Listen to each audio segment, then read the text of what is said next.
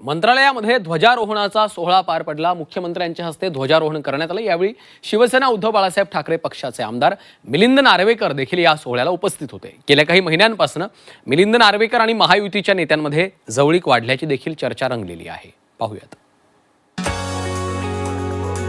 सर्वत्र स्वातंत्र्य दिनाचा उत्साह पाहायला मिळाला। मंत्रालयाच्या प्रांगणातही ध्वजारोहणाच्या कार्यक्रमाचं आयोजन केलं होतं। मुख्यमंत्री देवेंद्र फडणवीसांच्या हस्ते ध्वजारोहण पार पडलं।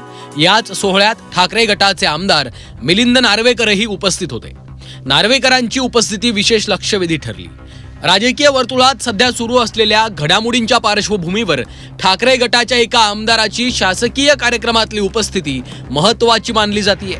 मिलिंद नार्वेकर हे ठाकरे गटातील एक प्रमुख चेहरा आहेत। मंत्रालयामधला ध्वजारोहण सोहळा महाराष्ट्राच्या प्रशासकीय वर्तुळात अत्यंत महत्त्वाचा असतो। या उपस्थितीमुळे राजकीय निरीक्षकांच्या भुवया उंचावल्यात आणि यावरूनच विविध चर्चा सुरू झाल्यात। मात्र याबाबत खासदार संजय राऊतांना विचारलं असता त्यांनी त्यांची भूमिका स्पष्ट केली। तो एक शासकीय सोहळा होता, खासगी नाही, असं स्पष्टीकरण संजय राऊतांनी दिलंय। हा शासकीय सोहळा आहे तो का भारतीय जनता पक्षाचा किंवा फडणवीस कुटुंबाचा व्यक्तिगत सोहळा आहे का?